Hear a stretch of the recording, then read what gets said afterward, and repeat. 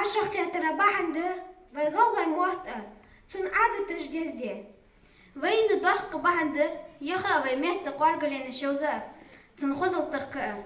Выступления ведущих, стихи, песни – все исключительно на ингушском языке. Также школьники решили сами исполнить ингушский гимн без фонограммы и музыкального сопровождения. В Доме культуры Нового Реданта пропагандируют родное слово. И в каждом номере говорится о его ценности и важности сохранения.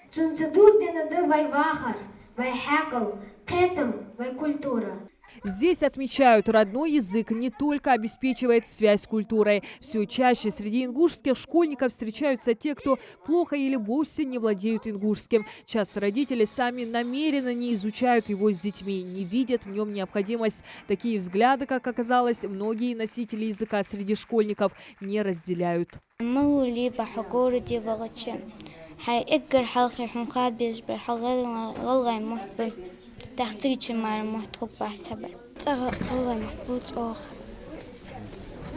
Стихаш юас школе тикадишас.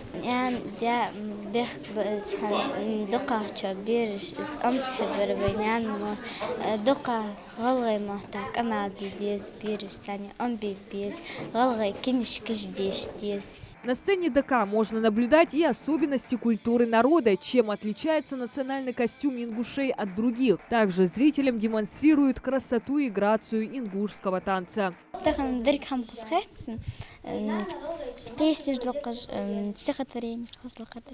Ну и как же без национальной кухни? Мясо с галушками, лепешки, черемша, сладости. Здесь представлены все национальные блюда. Они достаточно простые в приготовлении, но очень полезные и сытные. Без некоторых из них не обходится ни одно ингушское торжество. Например, вареное мясо говядины с галушками является главным атрибутом ингушского стола. Лозер хосхетсун свайпыш лелдер лозерш нускала моцин молдер.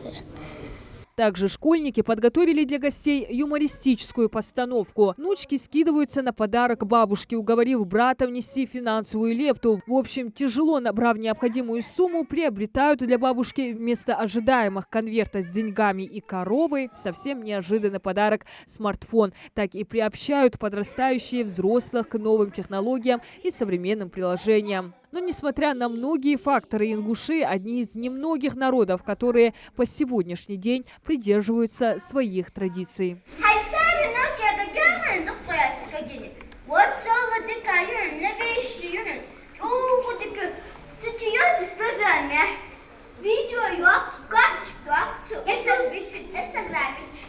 Мероприятия, посвященные ингушским традициям и языку, Дом культуры проводит ежегодно. На этот раз оно приурочено к всероссийской акции «Народная культура» для школьников. Участниками стали учащиеся из всех школ сельского поселения. Я считаю, что каждый ребенок должен знать свои традиции, обычаи, свой язык, свою культуру. Без этого никак нельзя. Потому что если мы не будем знать свой язык, свою культуру, свои традиции, то кому это надо? В организации мероприятия участие принимали все вместе. Работники Дома культуры, учителя, школьники. В стороне не остались и родители детей. В общем, на подготовку всех номеров ушло около месяца. Мероприятие берет есть дикая культура, старик художник, я мод художник. Я сделал гулок А в холле Дома культуры развернулась выставка, посвященная 30-летию образования Ингушетии. Она проходит по поручению главы региона. Здесь представлены работы известного в республике мастера-скульптора Юсупа Цурова, а также труды воспитанников, занимающихся рукоделием в культурном учреждении. Диана Дударова, Хамзат Халухаева, Новости 24.